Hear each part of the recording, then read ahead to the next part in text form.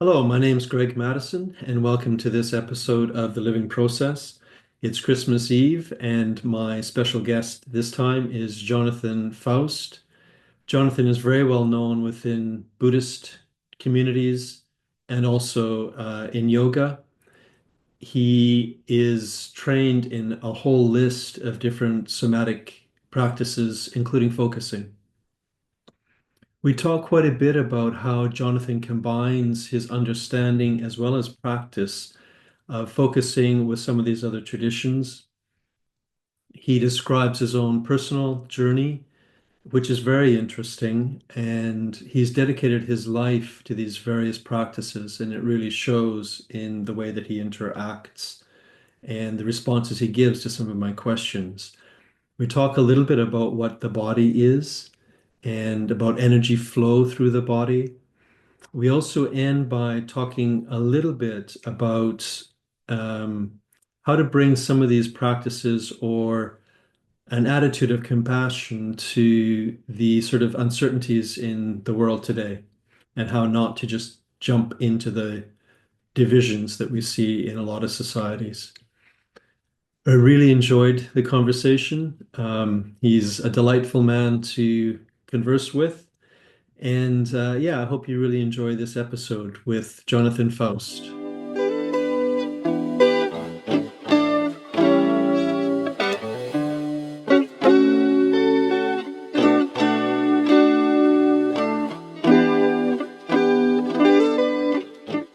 Welcome back to The Living Process. And my guest this time is Jonathan Foust. Welcome, Jonathan. Thank you. Thank you. It's a privilege and an honor to be here with you. Yeah, well, it's a real pleasure to have you as a guest. We worked quite hard to make this happen. Yes, it took some resilience to make this happen. It did. Um, the first thing I like to ask people, and I'd like to ask you, is particularly, I know that you have a much broader kind of sense of different traditions than just focusing. But if I start with the focusing question, I'm curious how you found focusing or got introduced to it, or your kind of journey with the focusing process. Yeah, yeah. Well, that question automatically makes me feel old. Um, I look back, I feel like that old prospector, let's see, that was back in 83. Um, so way back when, I had been in the Peace Corps. I was teaching in a university, teaching phonetics and Wow. linguistics, and just to shake up my life, I attempted to be the first American to cross the Sahara Desert on my bicycle from the south, which didn't happen. And I ended up going through all kinds of crazy adventures. And I actually ended up stumbling into an ashram, literally stumbling into an ashram when I was, I think, 25. And there was this book, Gendlin's book on focusing. And I picked it up and I just read a little bit of it and I did a little reflection and I had this really powerful shift, like a really dramatic shift. And it was like, wow, there's something really, really juicy here. And then I got sucked into ashram life. And so, which was a very, very deep, deep immersion into into yoga, Mhm. into the whole field of energy and exploring all of that, kind of the maybe we can talk more about that and how the sort of how that's come into my own practice with focusing. So I kind of put the book down, got very immersed into that world, and it was a very sense-based couple decades. I like to joke, I came for lunch and I stayed for 23 years in Wow. the ashram.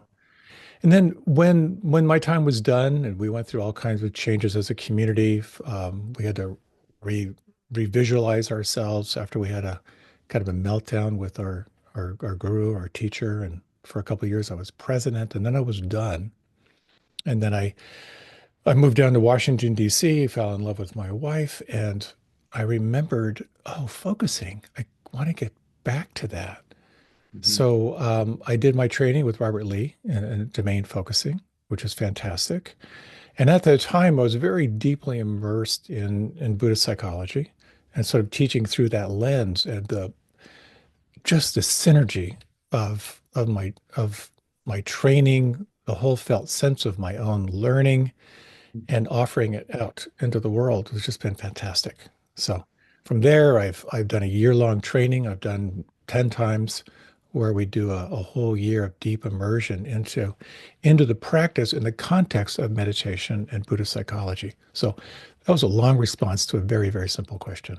Yeah, I am immediately, I'm very curious about um, sort of the different avenues, if I could call them that, the Buddhist, the yoga, and then the focusing that it sounds like it came in briefly, it receded, and then it came back. And I'm curious how those three go together, if they do, or do they remain separate for you? It's all one whole mishmash. But in essence, and what was so interesting was having that sort of like epiphany experience of reading Gendlin's book and then being so immersed into the whole realm of yoga. Mhm. My guru's guru said that the whole world is made up of two elements. In Sanskrit, it's referred to as chitta and prana, awareness and energy. Hmm. And in those two realms of energy and awareness, you have the whole span of awareness from thoughts to beliefs to states to awareness itself. And in the realm of energy, we've got life force. We have the feeling tone of the life force. We have kind of the expression of life force. And our entire life is about balancing chitta and prana. So when you're two in your head, you come home, you've been wound up after a long day. What do you want to do? You're going to drink a beer, you're going to put on some music, dance around the room, work out, take your dog for a walk, do something to get the energy flowing. And then the times when there's too much energy, we're kind of over pranified, if you will, or it's strong emotion or hypervigilance. We want to get a handle on what's going. So we're going to kind of lean into more of the conceptual. So we're always trying to balance these two things out. And yoga is really about exploring the awakening of this energy. And part of what the suggestion is that energy or prana or life force or chi or ki or Holy Spirit, is it possible that it is intelligent and evolutionary? Mhm. And if we can deeply listen to it, is it possible that it is bringing us inexorably toward a more awakened quality of awareness? So I'm immediately curious whether that is perhaps different language and maybe even a different understanding, but also applies to what we do in focusing when we bring our awareness to a felt sense. Is that the same as prana and chitta? To my mind, absolutely. Absolutely. Because what happens, let's say, just to bring it back to yoga, Yeah. let's say you're in a yoga posture, you're in like the triangle pose, trikonasana, and you're suffering, you know, you're hanging on for dear life. You're aware of what's not moving. You're aware of what's congested, what's stagnant, and what's stuck.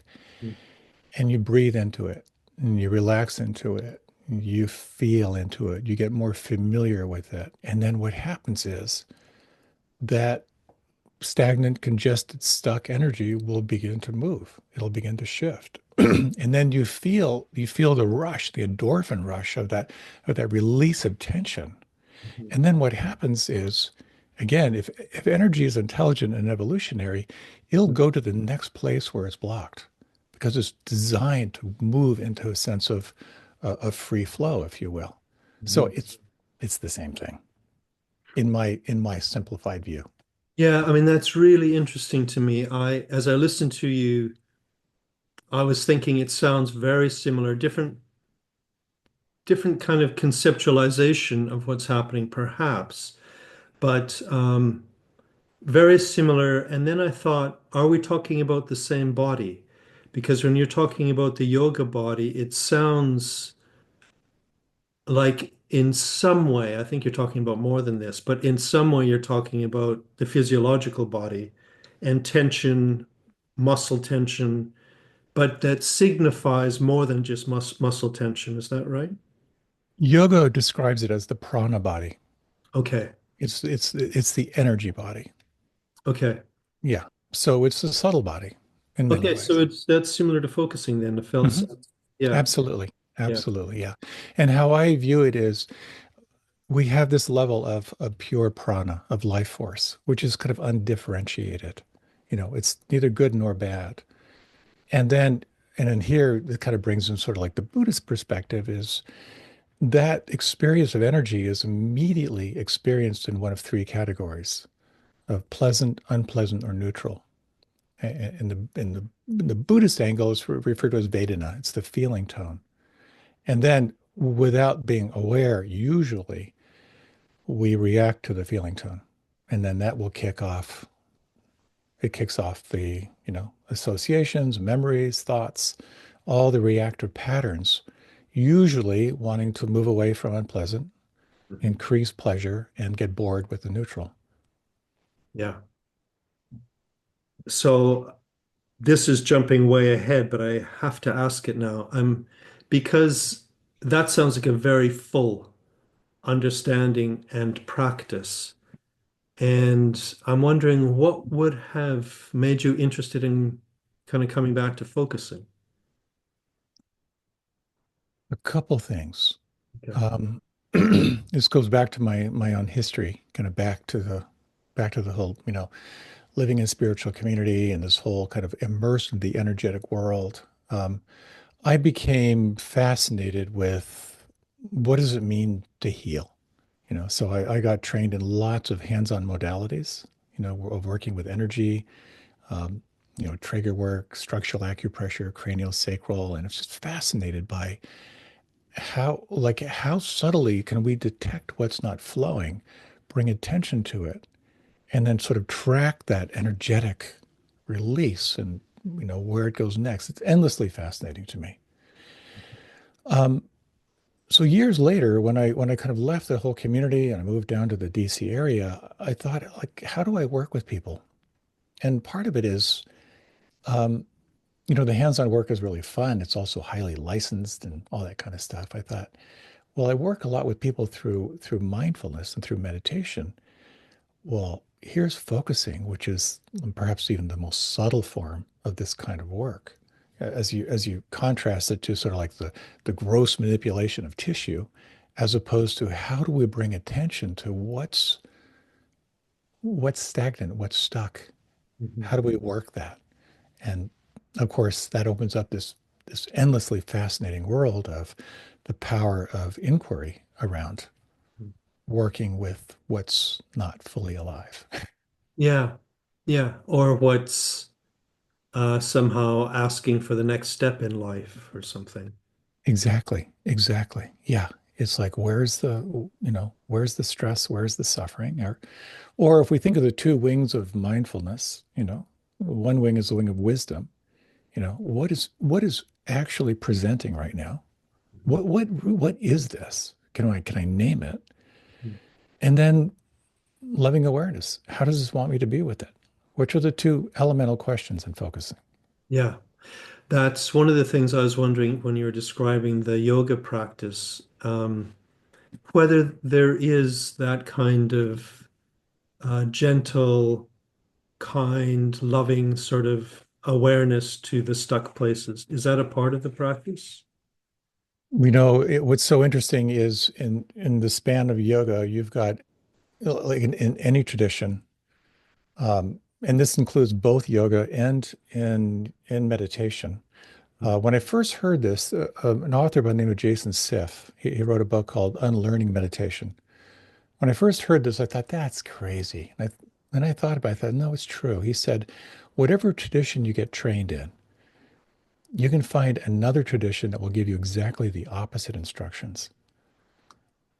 And that's so because like in yoga, you've got the intensely willful practice, where you're, just push through the energy blocks. Mhm.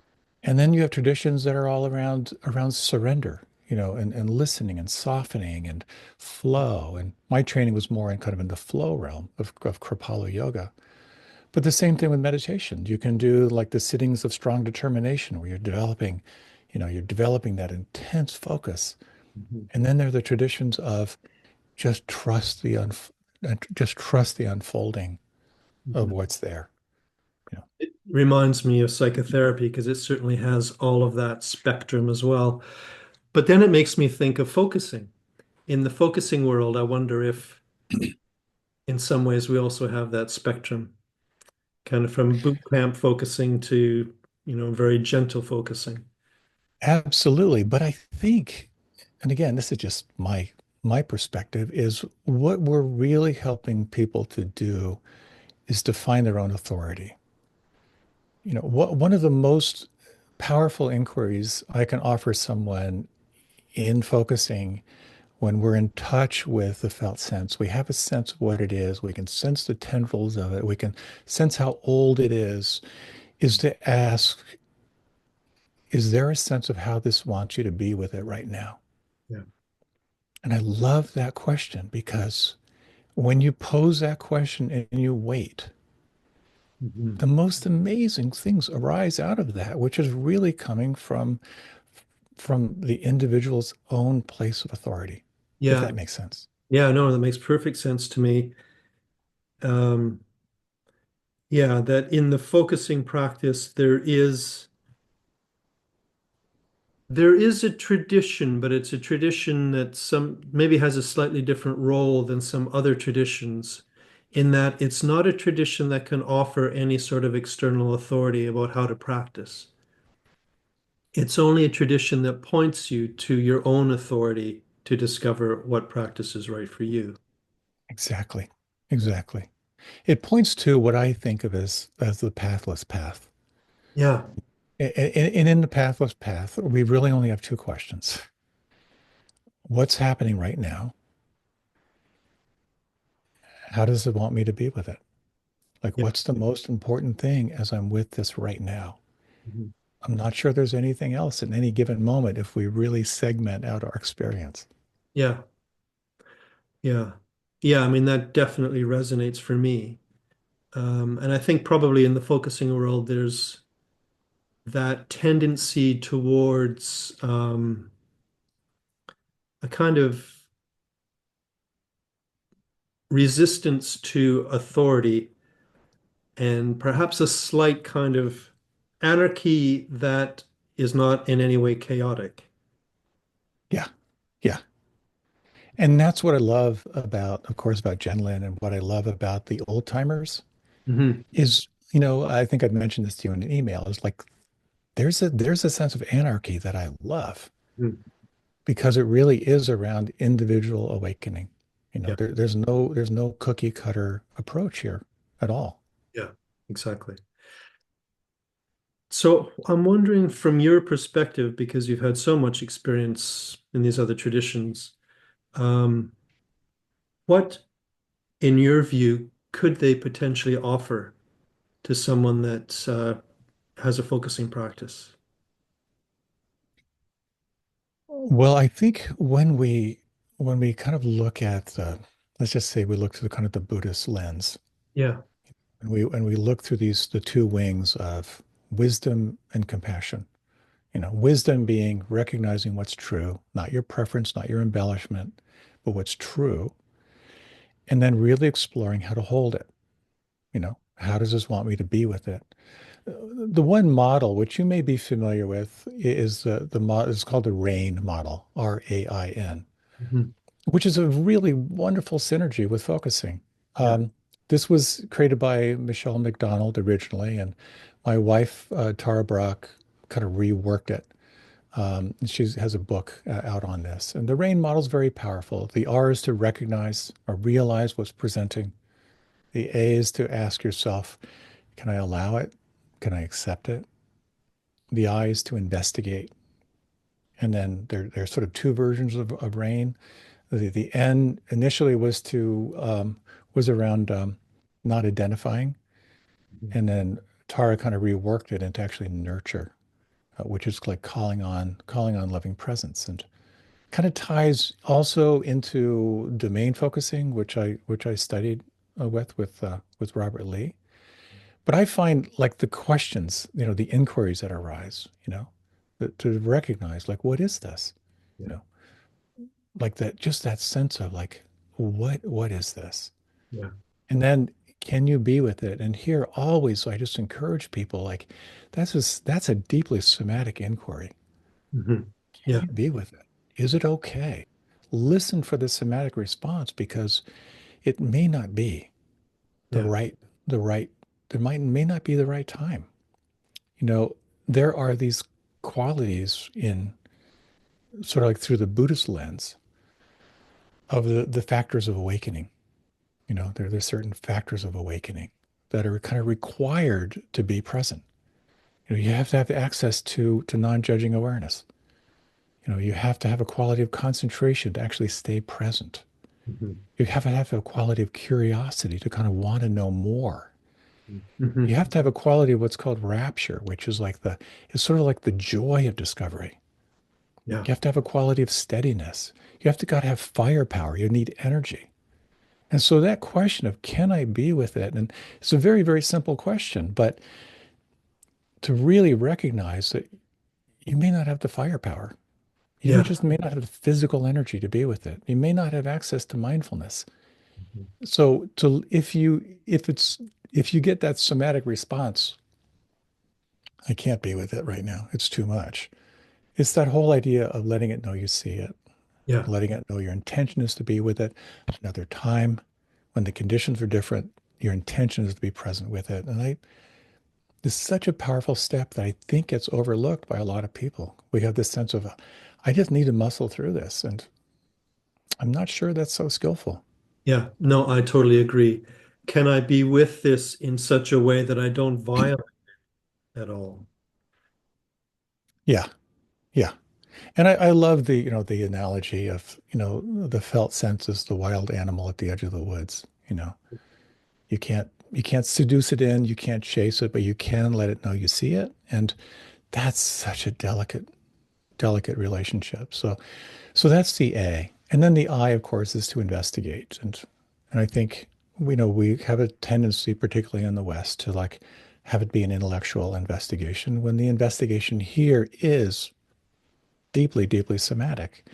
And if there is an investigation around thoughts and beliefs, it's so important to connect the dots back to the felt sense, of course. Yeah. And then, and again, through the focusing model, when you really have that sense of what this is and the tendrils and all of that, what happens when I bring loving presence to this? And all the variations of the inquiries around that. How does this want me to be with it right now? And if I were simply to hold this in loving presence, how does it move or shift or change? So that rain model I find to be it's an incredible handle Yeah. for people to deeply move into more somatic inquiry. Yeah. Very, very useful.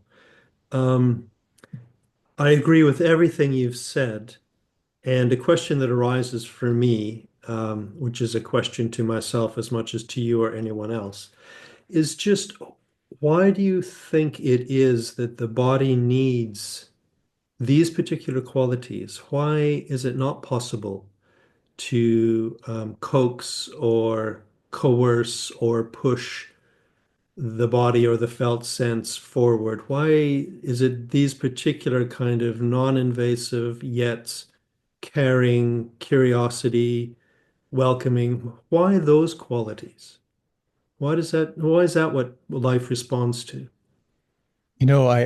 With one of the best lines I've ever heard, I sat a couple of retreats with a teacher by the name of Sokni Rinpoche, who taught very much from the kind of the Dzogchen, the non-dual tradition. And he talked about compassion. And he said, compassion is the lubrication that allows us to let go what we know we need to let go of. Mhm. And I love that. I love that. There's another quote I love from a teacher of Emmanuel who said that there's not a heart in this world that would not open instantly if it did not feel safe enough. Mhm. And I feel like there's something to be said for, the powering through, the muscling through, pushing edges and building resilience. And there's a lot to be said for exploring that sense of loving presence, of that deep empathic listening, for so many people. And again, it's a cliche, but most cliches are true. There is an element of spiritual reparenting here, you know. Does Well, that make sense? it makes sense, but it's still maybe it's not a question. Maybe I'm the only one that makes this into a question. But I still wonder, why is compassion such a powerful attitude or approach or environment for the body or for the being or for the person or for life on the one hand? And then related to that, it's always surprised me how even when someone, myself or anyone else, is really quite suffering, if with a focusing guide or anyone else, if you can invite the person to kind of take a step back into that more compassionate approach to themselves and give the feeling some space and just be open to it, welcome it, all of that kind of language, how often it actually readily is available. Uh, Mm.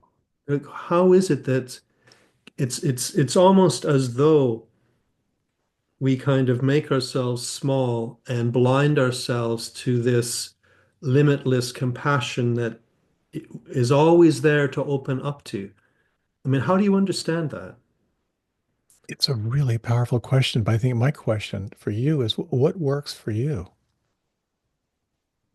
when you find yourself small, caught in self-preservation, Yeah. etc. That's always what works for me is immediately to give myself space, but not a kind of an objective, cold sort of clinical space, but a space that is welcoming, that has at least some caring, that suddenly I'm curious about myself as a being again. That kind of space that is totally non-critical, non-judgmental, that Yeah. always my body expands in response to that. Yeah, I'm right there with you. And I think from the lens of Buddhist psychology or Buddhist philosophy, that access to heart space, that access to compassion is a training. Yeah. It's referred to as metta, cultivating loving kindness. It's like this little sprout that requires a greenhouse for protection, Mhm. because we are so trained out of it, from such Yeah. an early age, that negativity bias is so intense. So in classic metta training, well, there are different variations of it, but you reflect on your benefactors, you just reflect on the people who are on your side, and you just stream attention toward that. And again, you can do it intellectually, but the real work is doing it somatically, so you actually access what is it like to actually receive kindness in your life? What is it like to, when you think about people who like you, the people who laugh at your jokes, you know, Mhm. like to really reflect into that. And then to explore what's easy. And that's where you start with your pets, with plants, and then you just stream attention. Again, it's moving from the thought into the felt sense, and you Mhm. increase your capacity for it. And I remember I did a month long retreat, and the first week was on benefactor and on self, and then the next week was on focusing on the easy people, and then the next week was finding a neutral person. You just choose one person you don't have any antipathy toward, but no great attraction. And just for 45 minutes every day, you're wishing that person well. You're wishing them ease. And I chose our retreat manager, who struck me as a kind but unremarkable person. And so every day, and about day 5 of that retreat, of that week, um, I'm just sitting, and she walked into the room, and like my heart started fluttering. I thought, oh, my beloved has arrived. which is immediately followed by, oh my God, am I falling in love with the retreat manager? No, but like what we pay attention to gets bigger, which is again back to kind of the yogic thing of like, of how actually chitta, prana follows chitta. What you focus on, a felt sense will come with it if you entrain yourself on it. Mhm. And the final week is choosing the difficult person, Yeah. and a story I often tell is when I had my interview with the teacher that final week with someone who really betrayed me. I said, well, here's where I am in my forgiveness practice. I've come to realize I can completely forgive this person as long as I'm assured he burns in hell for eternity, which was progress. Yes. Yeah. And then later, actually, just a few days later, suddenly I got the role reversal. I was able to like, oh, this is what he was needing that wasn't happening. This is why he threw me under the bus. And just such an incredible rush of insight and forgiveness. So all this to say, it's a training. Yeah. It's really training ourselves to look for the good. And we each have our own path and we each have our own wiring. You know, Mhm. how do we wire ourselves to loving presence? It's unique for every one of us. Yeah. It's interesting. You use the term training, and I would use the term unlearning. And yet, I think we're talking about exactly the same thing. Yep, exactly. Yeah. Exactly. Yeah. When I listen to you, I think um, it sounds to me, in addition to everything else it sounds to me very therapeutic. And it makes me wonder, uh, does psychotherapy add anything else to what it is that you're talking about? It's a really good question. Um, for me, because my meditation practice is so central, Yeah. you know, um, it really is around awakening, whatever you want to call that, awakening to true nature, Mhm. awakening to who I am beyond a separate self. And I had a really interesting conversation with Dr. Gendlin way back when I was doing my training, one of the conferences. And I noted how in doing my partnerships and so forth, how so many people who get trained in focusing are psychologically oriented, you know, Yeah. and and usually what I would find is when in my partnerships that people would have some issue, some emotional issue. And as we would move into the felt sensing and naming and so forth and kind of following that model, there'd be some kind of a shift. And then as soon as there's some kind of shift, it'd be like, okay, well, what else can I focus on? And I noticed for myself, and this was my question to Jen like, isn't the shift something we should really pay attention to? Because isn't that shift a shift in identity? Like what happened? Like when that when that issue dissolves along with the felt shift, what is that? Yeah. And it was really fun. We had a great exchange around it. And then he kind of like guided it you know, uh, back to the psychological. But I find it's sort of like I'm really kind of sharing your question, like what is the difference? Mhm. Because when I look at the model of rain, back to Mhm. here's what's presenting, whether it be of physical pain or emotional turmoil or mental agitation, you track it back to the felt sense. You sense, can I be with it? And you move into that investigation. I'm not sure there's a difference.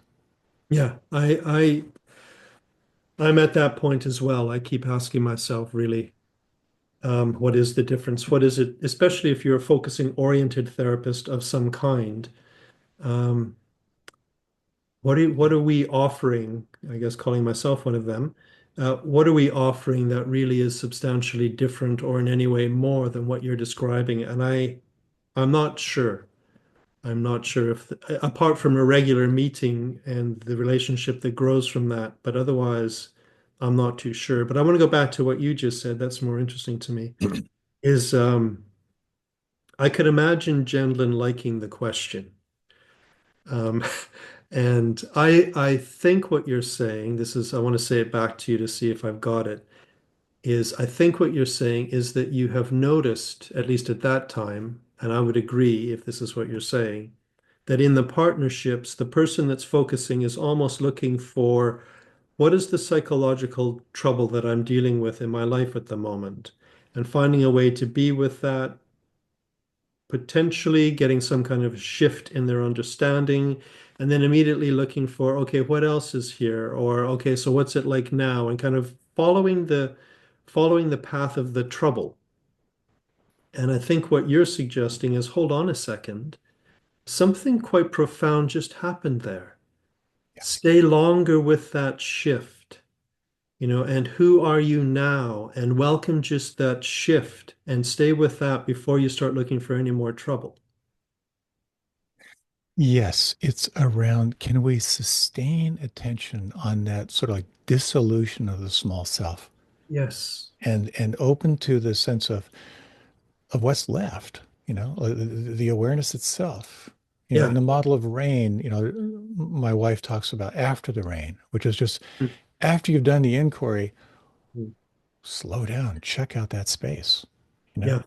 Like a question that I love, an inquiry I love to work with people is when they're aware of a pattern, and they sense the tendrils of that pattern. And I ask, who are you without that imprint? Wow. Yeah. It's so, so powerful. Yeah. Or if you're investigating a belief, and if you follow the model of Byron Katie, you develop, find a belief that's really core. You ask yourself, is it true? You know, Mhm. and then is it really true? Because the first response is, of course, because I believe it. And then what's it like when you think that thought? And in that model, so many people hang out intellectually, well, here's how I view it. But if you move from the conceptual into the felt sense, like how does that belief live in your nervous system? Yeah. When you sense how old it is, you sense the tendrils of how that lives inside. And then you pull out the samurai sword Mhm. when there's that real sense of this is how it lives on the inside, and you ask, who are you without that thought? It's just stunning. It's just stunning. And the question is like, Yeah. can we bear hanging out in that space? Yeah. Yeah. And some people can't, you Yeah. know. I've literally had people fall out of their chair on that question. And Wow. some people will have some capacity to hang out there in that quality of presence, where Yeah. where a construct is no longer it no longer has any ground and no longer has any roots. It's Yeah. so exciting. So that's an invitation to an experience of self that is no longer constricted by that identity or belief or whatever. Yeah, An yeah, invitation to the larger self, whatever you want to call that. yeah. Well, and you can call it anything you want. Yeah, exactly.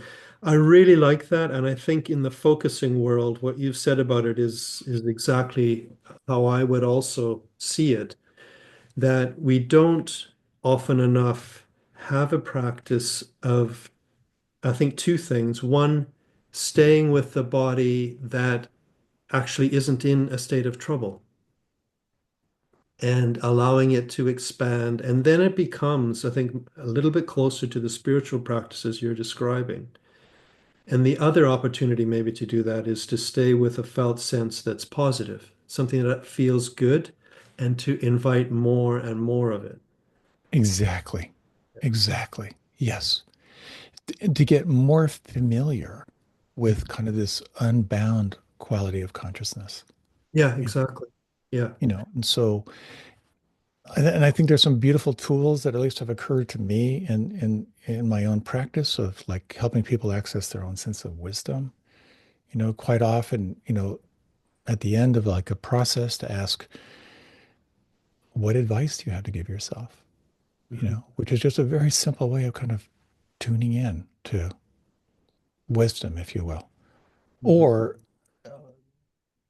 given all that you've felt and named and everything that shifted and moved, what's the most important thing in your life right now? Mhm. And then again, that sense of like listening and waiting can be so, so, so powerful. Mhm.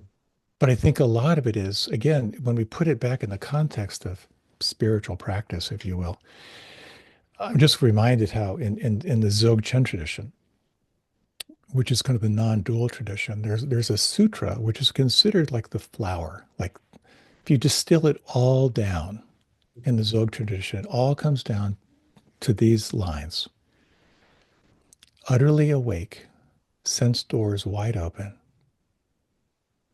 utterly open, non-fixating awareness. It's Yeah. so powerful because it's about opening deeply, sense Yeah. doors wide open, Yeah. and cultivating that sense of non-fixating awareness or presence. And I think part of the focusing experience is we're getting tiny glimpses or big glimpses Yeah. as we move into this kind of inquiry. Yeah. I love that. Um, it makes me think of two different things. One is that if we think of the focusing practice as this gradual expanding or unfolding or blossoming or something, so that the uh, we're guided by increasing openness, that somehow that is the guide, that feels right to me. Uh, yeah. And so there's a very cool thing, again, through the lens of Buddhist psychology, of what's called verified faith, Mm. you know. And verified faith is where it's not the kind of the opposite of verified faith is magical thinking. I'll just think happy thoughts and I'll be happy. But verified faith is when you move into that openness Mhm. and you realize that when you are open and when you are curious and when you can access loving presence, that there's a power and a potency, Yeah. is that you have more and more of a verified sense of this is a journey, this is a technique, this is a process that works because it's worked before. And I think that's part of like the, growing our prefrontal cortex and all that stuff that happens. But just that sense of like a deepening sense of trust in in how this process of unfolding or awakening happens. Yes. It also reminds me of the first step as Gendlin first conceived of it, of clearing a space, and how that sometimes, and I know in my own practice, when I have started with clearing a space, often I don't go on and focus. None of those things seem very important anymore. The cleared space was the answer somehow. Yeah, Yeah. yeah, yeah. What's between you and feeling free is a really powerful koan, Yeah. you Exactly. know, Yeah. because you have to actually tune in to what freedom is. Exactly. Yeah, Yeah. Would you see focusing as a non-dual practice? I think it has the possibility. I really think it does. I think, there's a tendency to think that non-dual means you're divorced from your body, that it's just pure awareness without a body. When I go back to that Dzogchen Sutra, which has been around for, a couple thousand years, it's actually about awakened in the body, awakened in the felt sense. And if you look at it through the yogic perspective, it's the purified, like there's a quality of purification. Yoga talks about kriyas, and kriyas are the purification experience. It's what you call de-stressing. When you're working with the gross sensations in the body and you come in contact with like a really deep tension and you breathe into it and you kind of ride the wave of that energy and you feel it shift and move, that's a kriya. That's you just let go of something out of your nervous system. And I think in many ways this is just a continued refined process. Mhm. which is like embodied wakefulness. Does that make sense? Yeah, it does make, well, it certainly makes intuitive sense as I listen to you. My body agrees. I'm slower, but my body agrees. It makes me curious about the way that, I mean, I don't even know exactly how to ask this question, but what somehow the way that you would bring focusing into meditation potentially, or the way that you would, in your focusing practice, emphasize particular things such that your meditation experience comes into it. How do they somehow go together for you? If we think of mindfulness Okay. as non-judging awareness, Yeah.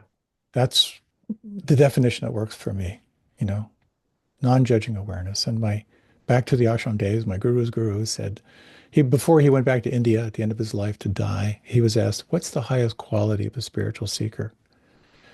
I thought for sure he was going to say, "Whatever you're enjoying, stop it, work harder, knuckle down."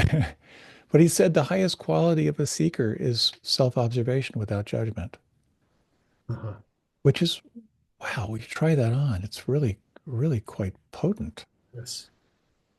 And Yeah. so I think when we're in a like a meditative experience, you know, we sort of have the gross sensations, you know, and then we have all the subtle stuff going on. Yeah. But as I like to say, when you meditate, you feel better. You feel your depression better, you feel your sadness better, you feel your anger better. It's all there, ripe for awareness. And there's some meditative techniques that are about just focus on concentration, do not indulge, you know. Um, but then, and there's a lot to be said for like the calming practices, the concentration practices. But what I like about Vipassana in particular is when something arises that's persistent, Mhm. something that you intuitively feel is calling for investigation, you move from your anchor, a breath or sound or whatever it may be, to focus on the phenomena itself. And that's where the rain practice comes in.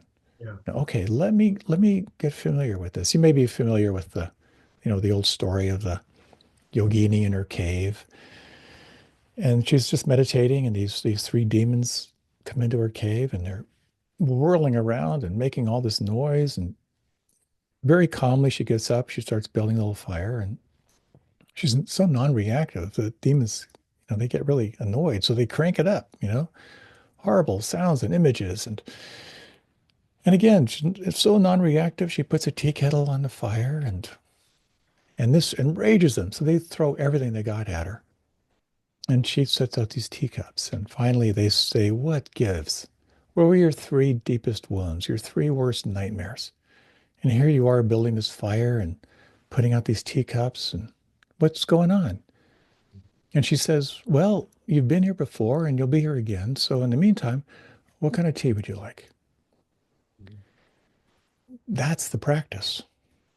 It's how do we have tea with our demons when they arise. Yeah. So that's where I think this model of investigation, we can apply it on so many levels. I always love this model of at the core is what we call prana. It's undifferentiated energy. And then that gets experienced as pleasant, unpleasant, or neutral. That kicks in thought forms. Mhm. If you think the same thought 1,000 times, it calcifies into a belief. If you're not aware of the beliefs in your life, they form your habits. If you're not aware of your habits, they form your character. And if you're not aware of your character structure, that's your destiny. And we can explore and investigate on any one of those levels. We can look at our habits, we can look at our beliefs, but fundamentally it brings us back to how does this live on the inside? Can I work with it energetically, Mhm. and catch it kind of before it proliferates? So is this sort of a daily life practice for you as you go through your day? Do you have a way of kind of bringing yourself back, checking in with you, or? For me, particularly with the state of the planet and the state of politics, you know, I had a pretty big realization. I need to be more plugged in the presence than I ever have, Mhm. just with all the challenges here. So I've upped my daily sitting Mhm. pretty dramatically. And it, boy, does it make a difference. You know, it so makes a difference. And again, within the context of my practice, they're practices within practices. You know, the practices of arriving, you know, of concentration, you know, and then the practices of actively investigating something that might be coming up, and the practices of just surrender and resting in presence. Um, but what's so core and foundational to me is the experience I've had in focusing, you know, which is can I work with the gross challenges when they arise? But also, and this is where it gets really interesting for me, is when I'm beginning to open into expansive states, can I stay present to them? Mhm. And that's where I find the practice gets so subtle and so refined.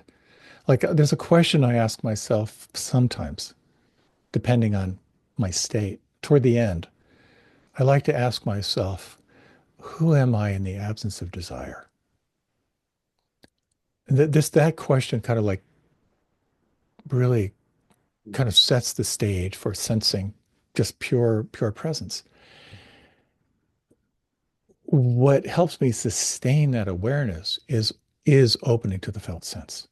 Mhm. You know, like the felt sense of expansion, you know, the felt sense of spaciousness. Um, it's all integral, but on a very subtle level, at least in my experience. Can I ask, through your practice, what understanding have you come to about what a human being is, what existence is, uh, what pure presence is?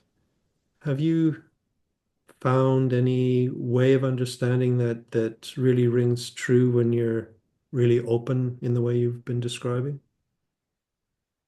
Wow, that is such a powerful question. It's challenging to find words Yeah. for that. Um,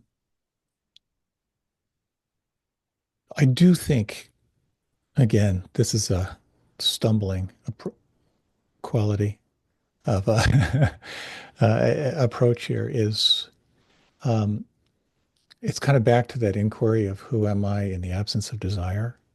Yeah. You know, it's like that. It just points toward that quality of spacious presence. And what I kind of notice for myself is the more I immerse myself in that, Mhm. um, the more it kind of touches into everything. You Mhm. know, the less I believe my thoughts, Mhm. the more I'm aware of these kind of unconscious beliefs that kick in without even being aware of it. You know, the more I'm aware of Vedana, you know, of that feeling tone, you know, the more aware I am of the unconscious pushing away or grasping. It's sort of like that whole idea of, you know, in the analogy of when you think of indigenous tribes who like use indigo dye, you know, you've got this dye pot of intense blue, and you dip in the white fabric and you pull it out, you hang it up to dry, and it dries almost bone white, but a little bit of the blue, you know, and then you dip it again. And depending on how much you dip it, it takes on it takes on the hue of the dye. And I think in many ways it's the same thing, you know, like wherever we point our attention, we tend to take on the qualities of that wherever we reside, Mhm. wherever our attention resides. Which is why I find it so powerful, and I imagine you do too. The more I immerse myself into practice, but also the more I'm in this relational field of supporting people in this inquiry, the more the more it sort of permeates my, you know, who I am, at least right now. Mhm. Do you find that to be true?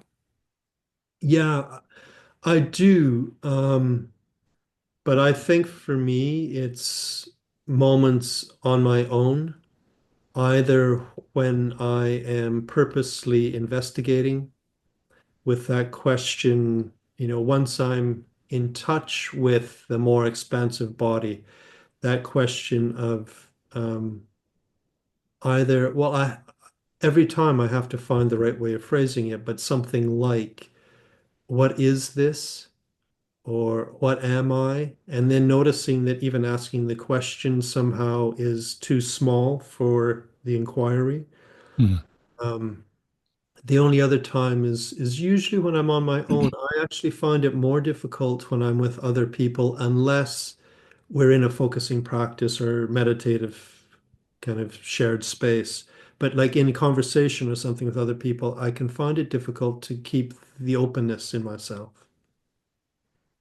I'm curious, when you're working with someone Yeah. and they experience a felt shift, and part of that felt shift is into a sense of like non-identification, Mhm. a sense of expansiveness, you know, Mm. how do you help them sustain attention on that? If I'm working with a client, I would simply say, let's not move on from this. Let's just stay with this. Let's welcome it. Let your body fully have this. Let it move and expand as much as it wants to. And let's just see if it's okay simply to allow that. I would say that kind of thing over and over again. Mm-hmm. Hmm. That's awesome. That's great.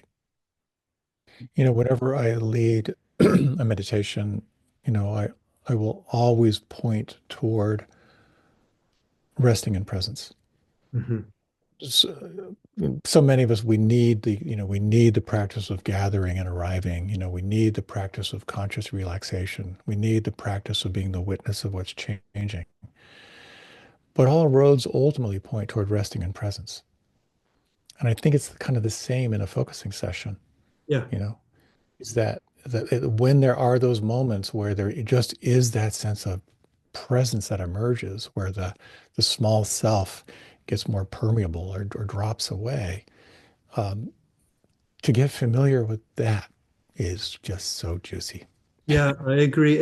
It doesn't happen all that often in my experience, but when it does, I certainly slow down and really encourage welcoming it.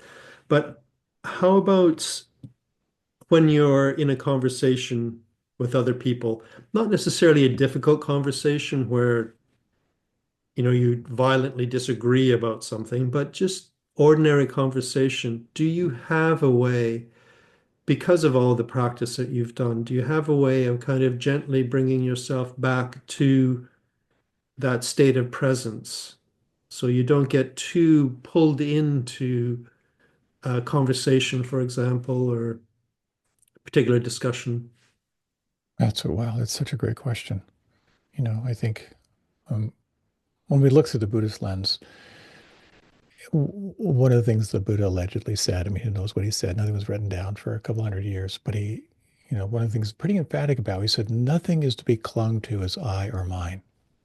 Mhm. You know, nothing whatsoever is to be clung to as I or mine. And when we have those moments when I or mine either becomes permeable or drops away, those are the mystical moments.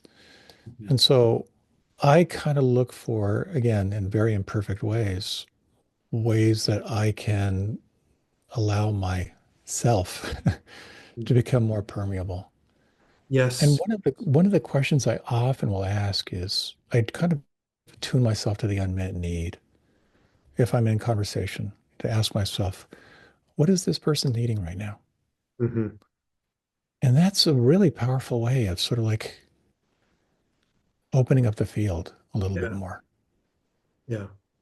What I typically do is if I'm at a dinner table, for example, is if I can feel myself getting too narrowed down into something, is I expand my awareness to the whole table and almost kind of invite myself to be the whole situation, the whole setting, rather than a separate self within it.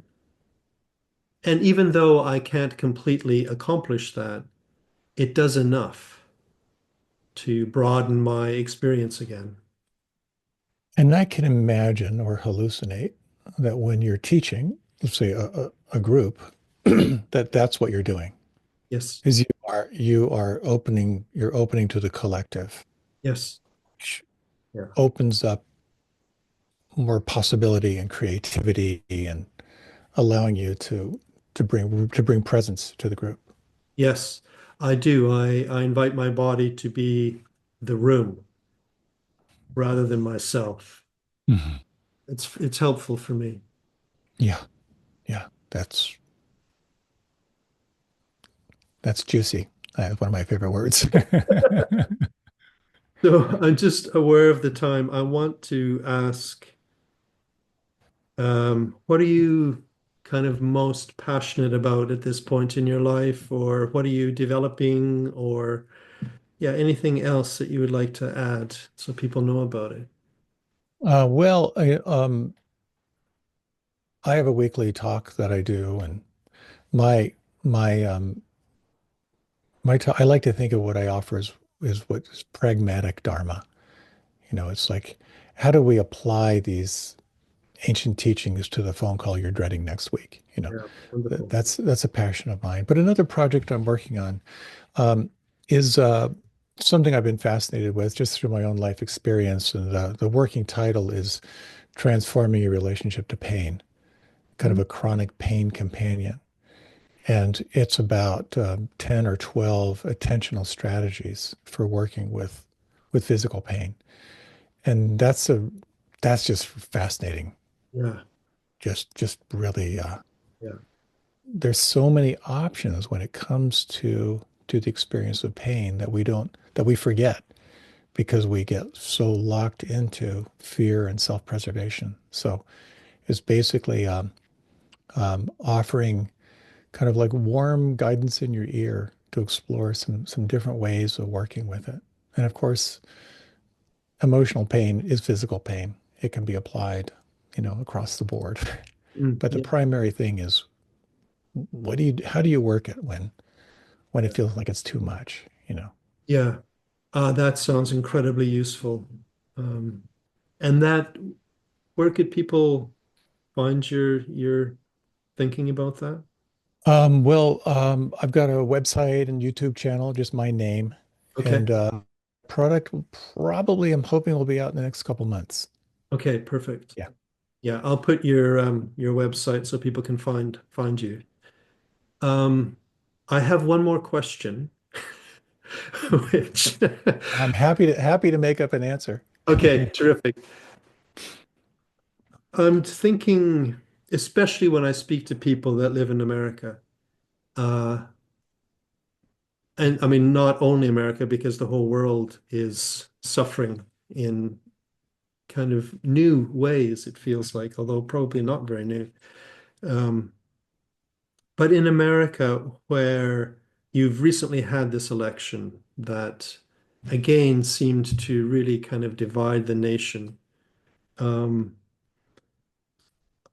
do you have ways, or can you think of ways, or are you interested in uh, attempts to bring some of the things you've been talking about, whether it's things you've learned from yoga or from Buddhism or from focusing, or just the overall kind of attitude that comes with these practices?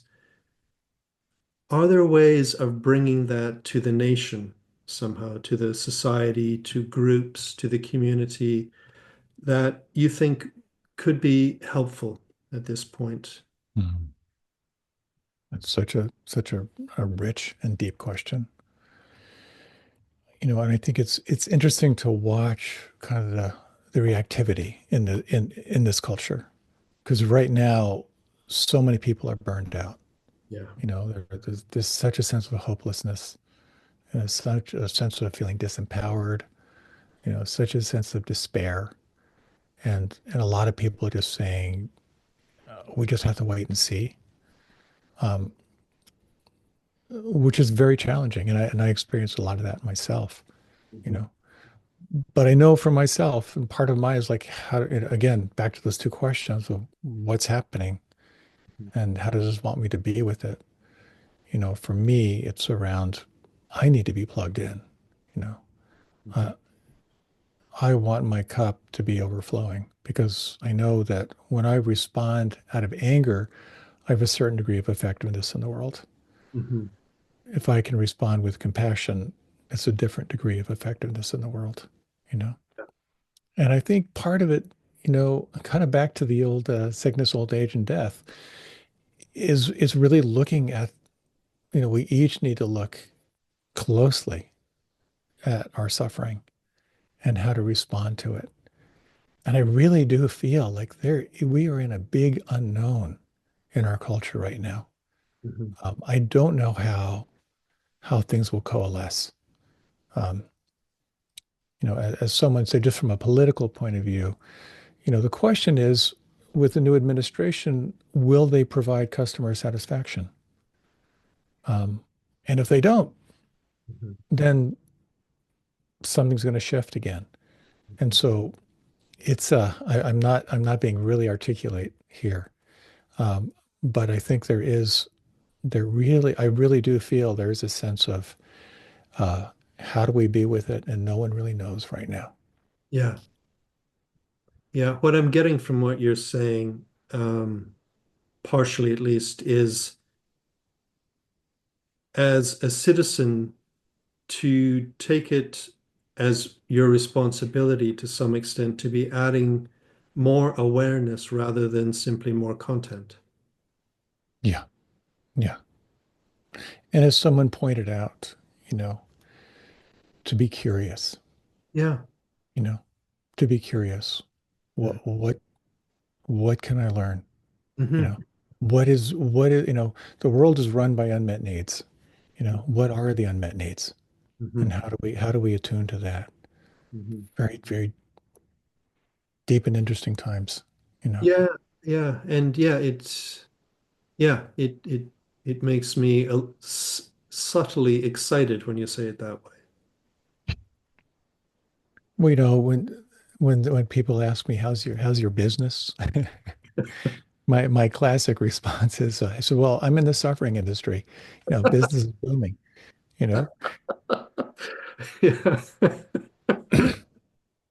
Yeah. And we wake up out of suffering if we really look at it. And I think part of, you know, I just notice how, how I particularly notice among folks who have like chronic issues they don't address. And as they get older and older, they become almost cartoon characters. Mhm. In many ways, like the suffering that's emerging is so chronic, we can't miss it now. And it will get our attention, you Mhm. know, at some point. And the question is, can we respond to it? Yeah. Yeah. That's a really interesting reminder of what to watch out for in one's aging. Yeah. Okay, thank you very much. I've really enjoyed talking with you, and I'm really Oh, glad. this has been great. Thank you so much. I so appreciate you and all that you do and all that you offer and what a great resource that you are. Likewise, and yeah, I want to make sure that people can, yeah, get in contact with you. Great. Thank you Okay. very Well, much. thank you. Thanks so much. Take care. Bye.